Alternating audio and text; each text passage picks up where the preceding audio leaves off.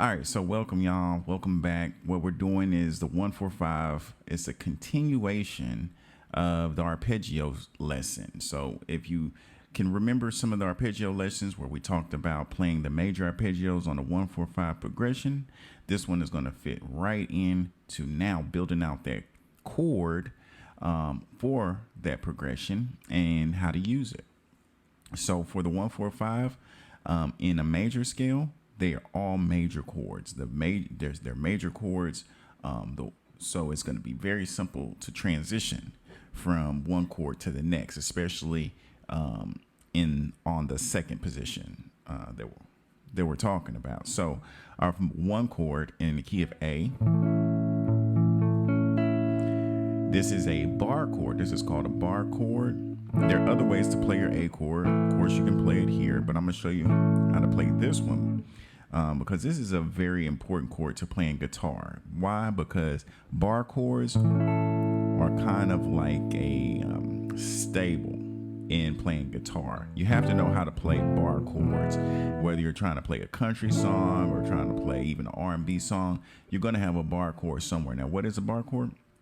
Basically, a bar chord is when your index finger is basically barring like so over multiple strings. So I have my index finger actually sounding out three notes. It's when it's sounding out multiple strings while you're playing the chord. So it's actually sounding out the A on the sixth string, fifth fret, and it's sounding out the second and third string. So it has the bar just to get those two at the bottom to ring out as well on the B string, which is the second string, and the E string. And then my other fingers are playing notes, corresponding notes. So my ring finger would be on the fifth string, seventh fret. Just like that power chord we talked about, we're forming that power chord. So index finger on sixth string, fifth fret. Ring finger on fifth string, seventh fret. Then pinky is right underneath on the fourth string, seventh fret. And then my middle finger is on the third string, sixth fret. So you should have something that sounds like that. And then the last two strings is the bar. That index finger is ringing out those last two. So you definitely want to take some time to be able to work this chord out. It can be difficult at first, especially if you've never played it before.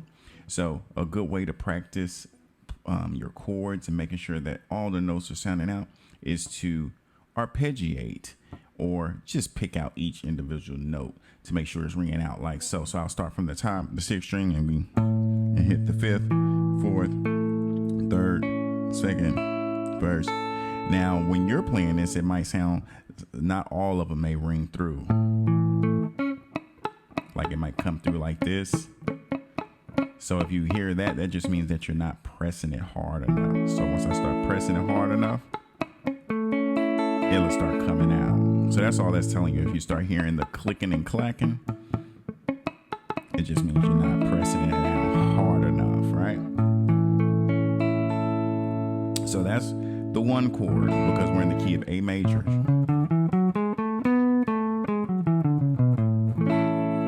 So what would be the four in the key of A major? Right? That's your D. C sharp, D.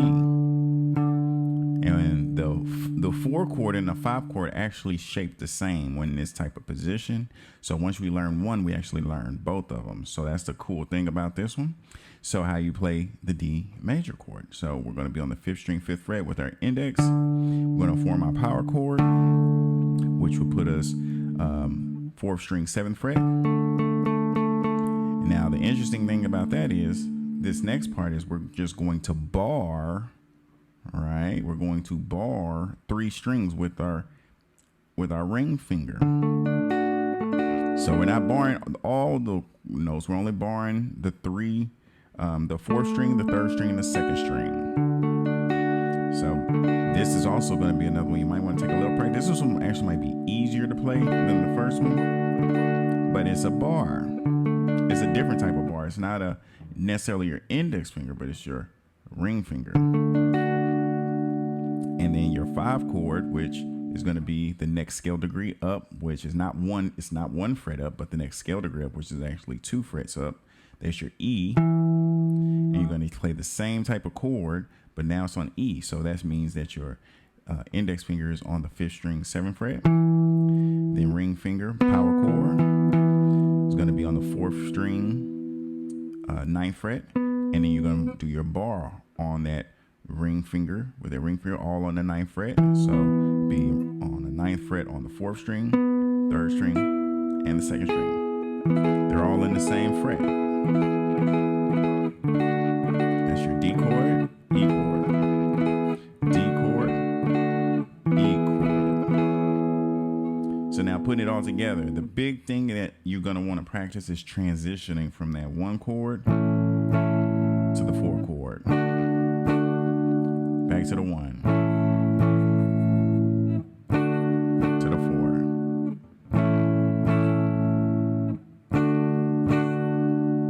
1. 4. Then 5. Back to 4. Then 1. So I say 1 to 4 because that's going to be your biggest transition. But going 4 to 5 and 5 back to 4 is easy. It doesn't, your fingers essentially stay in the same type of position, just on different frets. And then the big one is back to being able to form this nice big bar chord, nice big major chord. So now we're going to practice doing a progression. All right, so our progression is going to be something similar to our last video, and I'll go through and play it for you, and then we'll play it in time. So basically what we're going to do, I'm going to make it simple. We're going to play 4 strokes on each chord. All right. When I say 4 strokes, that means it's the right hand is going to just go 4 down strokes. All right. And then 4, I'm going to switch to the D chord and do 4 more. And then to the E. And back to the D. To the A.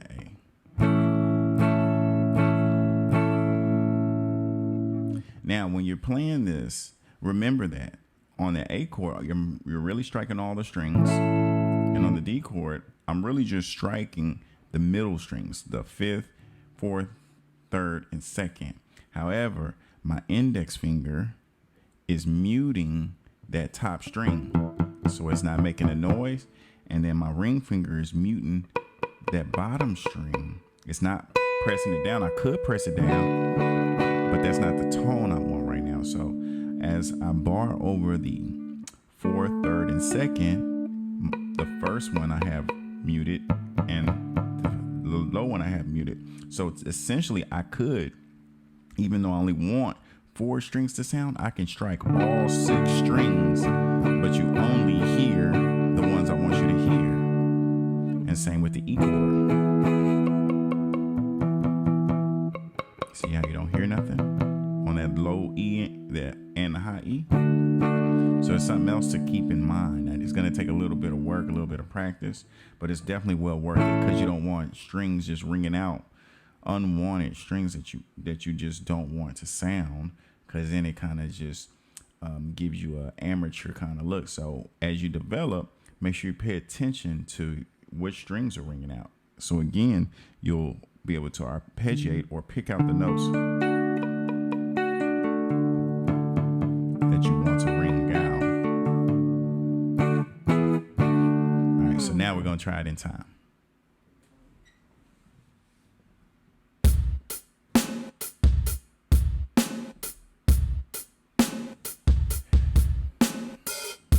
All right, so we've got a simple beat, and we're just gonna play along with it. 4 strokes on each one, then we'll start to add on a little bit of flavor. But right now, let's just keep it simple because I want you to get good at the changes, right? The big change from A to D and then back to from D to A once we go through the whole progression. All right, so 1, 2, 1, 2, 3, 4.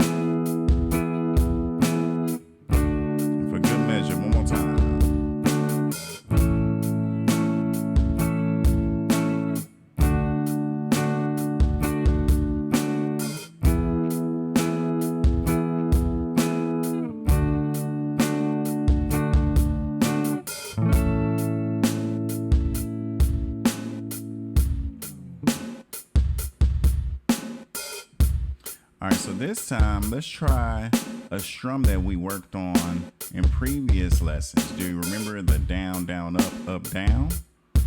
All right, so let's try to do that.